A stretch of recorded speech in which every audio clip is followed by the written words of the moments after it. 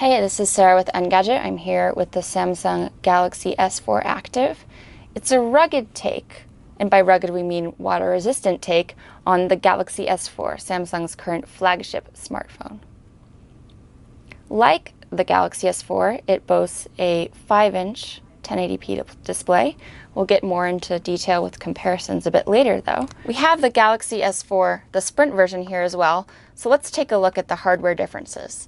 As you'll notice right off the bat, the Galaxy S4 Active offers 3 hardware buttons for home, back, and menu, while there's only one home button here, one physical button.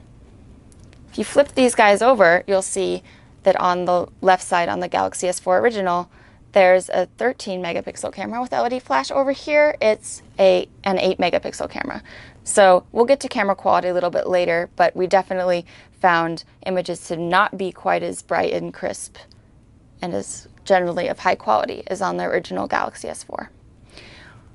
Overall, we actually prefer the design of the Active. We find this metallic finish to be a more high-end look than this plasticky, shiny gloss here on the Galaxy S4 Original.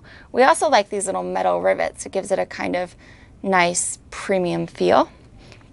And though it is a little bit thicker, it just feels better in the hand. The edges are a bit more rounded, and it just has a nice natural heft to it. So taking a look at the particulars of this device, which comes, as you can see, in a fabulous shade of dive blue. We have on the front a speaker grill, Samsung branding. On the left edge, we have the hardware volume rocker. Up here, there's a waterproof headphone jack,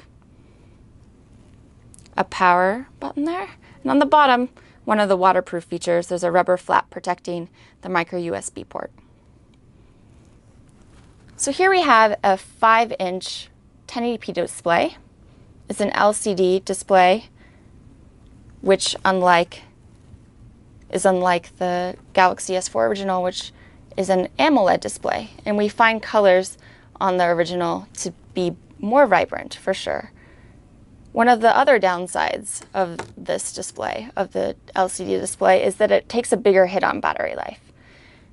In our video rundown test, we saw about 6 hours with LTE on, of course, which leaves a bit to desire.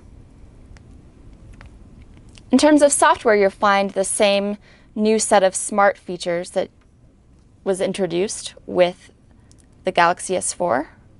These include Smart Pause for detecting when you look away from the device to turn off video until your eyes return. There's also Smart Stay and Smart Scroll. But let's jump in now to the camera, because if you have a waterproof device, you're clearly going to want to take it underwater, right? And to that effect, we have this Aqua mode. And this, it's worth mentioning, replaces the dual camera mode that is available on the Galaxy S4. So you won't be able to record video simultaneously with both cameras, but you can take this guy underwater. And when you do, use the volume rocker as your hardware camera button. So imagine, if you will, that we are underwater right now. We just snapped a shot or two. And in our test photos, shot both underwater and on land, we got pretty good results. Colors look pretty accurate.